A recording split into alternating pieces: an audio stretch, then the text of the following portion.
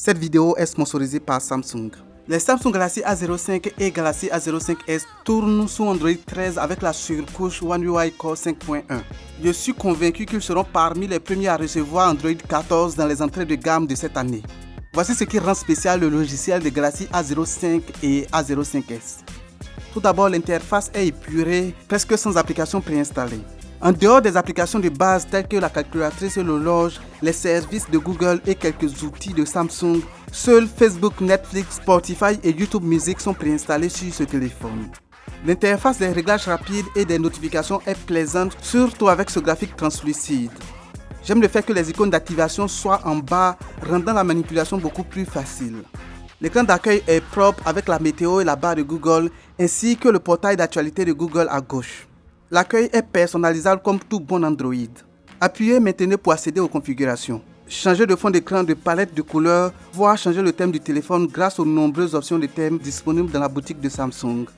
Vous pouvez également personnaliser l'écran de verrouillage avec la possibilité de choisir le style d'affichage de l'heure, de l'agrandir ou de le rétrécir, changer la police, etc. J'ai beaucoup apprécié les possibilités de personnalisation granulée que Samsung offre ici. Le tiroir d'application ne descend pas mais défile horizontalement comme la page d'accueil, une particularité que j'ai dû apprendre sur ces téléphones. Il est également personnalisable avec la possibilité de modifier la grille et de masquer des applications. Pour accéder à ces paramètres, vous devez cliquer sur les trois boutons dans la barre de recherche du tiroir. Voici quelques fonctionnalités que j'ai appréciées de One UI sur ce téléphone.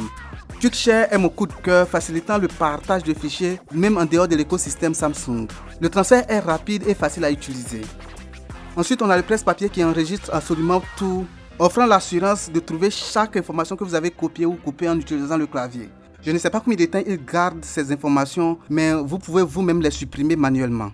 Petit conseil, dans le cas où vous copiez votre mot de passe, veuillez songer à le supprimer du presse-papier car on ne sait jamais à qui on tend notre téléphone. Un de mes raccourcis préférés est le double-clic sur le bouton d'allumage qui lance automatiquement la caméra du téléphone, que le téléphone soit verrouillé ou non. Ce bouton est hautement personnalisable que vous pouvez configurer pour ouvrir d'autres applications en allant dans le réglage dans le menu de fonctions avancées, option touche latérale. Un autre élément que j'ai beaucoup apprécié sur ces téléphones, c'est le multitâche. Il y a des comportements intéressants que j'aimerais vous montrer. Pour diviser l'écran en deux, ouvrez le centre des applications récentes. D'ailleurs, vous avez la possibilité d'activer la navigation par geste sur ces téléphones. J'ai juste préféré les utiliser avec les boutons. Le menu des applications récentes montre en bas les icônes de quelques applications fréquemment ou récemment utilisées, ce qui peut être utile un bon nombre de fois. Pour diviser l'écran en deux, il vous suffit de maintenir sur l'une des applications ouvertes et de la placer sur une partie de l'écran. À partir de là, vous pouvez choisir la deuxième application que vous souhaitez utiliser en même temps que la première. Vous pouvez également placer une application en fenêtre flottante en la laissant au milieu. Bien entendu, on peut modifier la taille de cette fenêtre flottante. Elle se transforme automatiquement en icône flottante lorsque vous revenez sur la page d'accueil.